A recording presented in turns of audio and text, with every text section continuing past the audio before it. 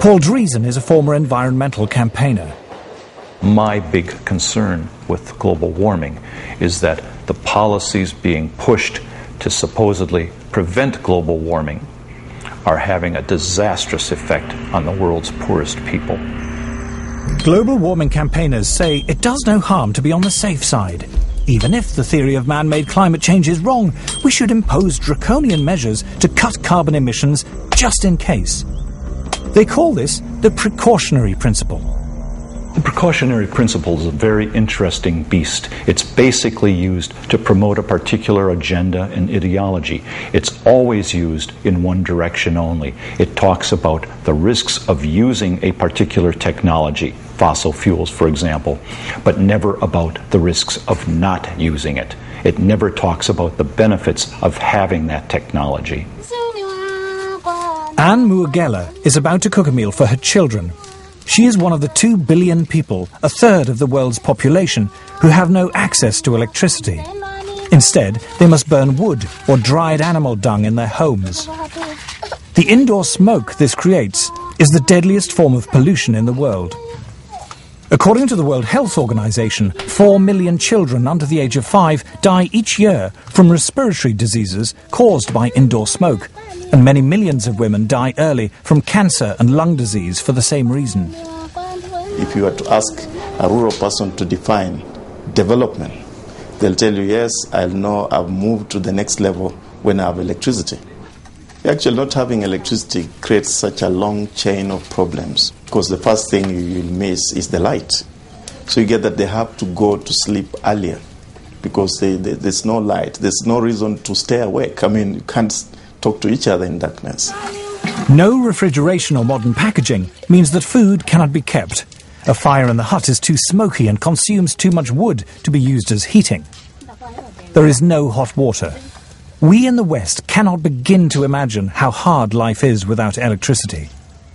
The life expectancy of people who live like this is terrifyingly short, their existence impoverished in every way. A few miles away, the UN is hosting its conference on global warming in its plush gated headquarters. The gift shop is selling souvenirs of peasant tribal life, while delegates discuss how to promote what are described as sustainable forms of electrical generation. Africa has coal, and Africa has oil, but environmental groups are campaigning against the use of these cheap sources of energy.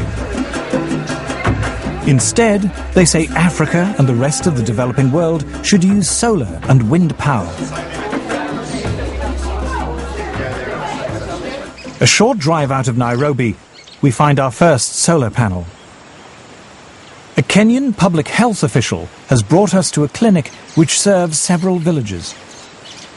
The only electrical implements in the clinic are the electric lights and a refrigerator in which to keep vaccines, medicine and blood samples.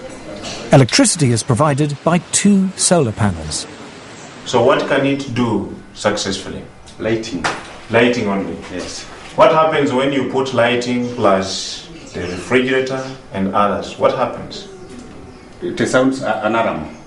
It sounds an alarm? Yeah. Then can we maybe see that?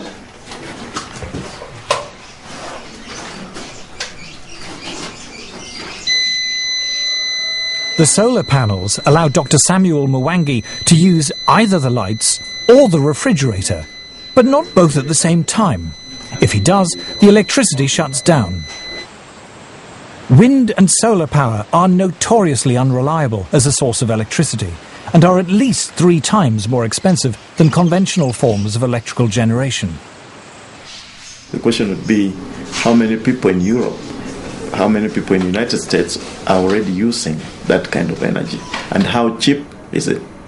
You see, if it's expensive for the Europeans, if it's expensive for the Americans, and we are talking about poor Africans, it doesn't make sense. The rich countries can afford to engage in some luxurious experimentation with other forms of energy. But for us, we are still at the stage of survival. To former environmentalist Paul Driesen, the idea that the world's poorest people should be restricted to using the world's most expensive and inefficient forms of electrical generation is the most morally repugnant aspect of the global warming campaign. Let me make one thing perfectly clear. If we're telling the third world that they can only have wind and solar power, what we are really telling them is you cannot have electricity. The challenge we have when we meet Western environmentalists who say we must engage in use of solar panels and wind energy is how we can have Africa industrialized. Because I don't see how a solar panel is going to power a steel industry, how a solar panel, is going to power maybe some railway train network. It might work maybe to power a small transistor radio. I think one of the most pernicious aspects of the modern environmental movement is this romanticization of peasant life. And the idea that industrial societies are the destroyers of the world. One clear thing that emerges from the whole environmental debate is the point that there's somebody keen to kill the African dream. And the African dream is to develop. The environmental movement has evolved into the strongest force there is for preventing development in the developing countries. If you're being told, don't touch your resource, don't touch your oil, don't touch your coal, that is suicide. I think it's legitimate for me to call them anti-human.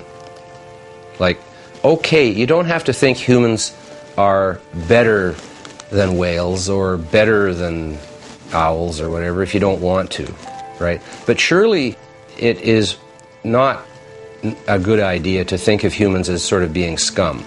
That it's okay to have hundreds of millions of them go blind or die or whatever. I just can't relate to that.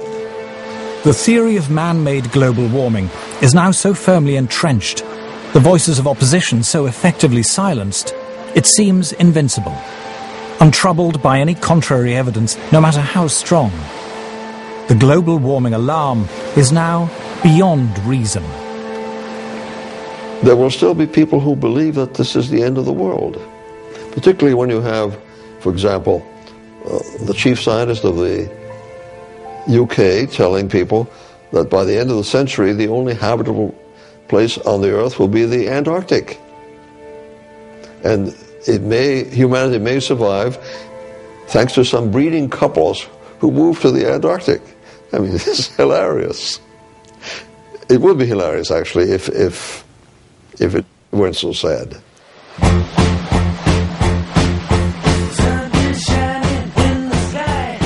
3:15 tonight, dispatches and how green are our politicians and business leaders. Next Monday night at 8, dispatches again, this time focusing on Prince Charles, independent monarch or meddling prince. Next tonight, Mammoth Movie, the beautiful tale of a fateful love affair, the English Patient.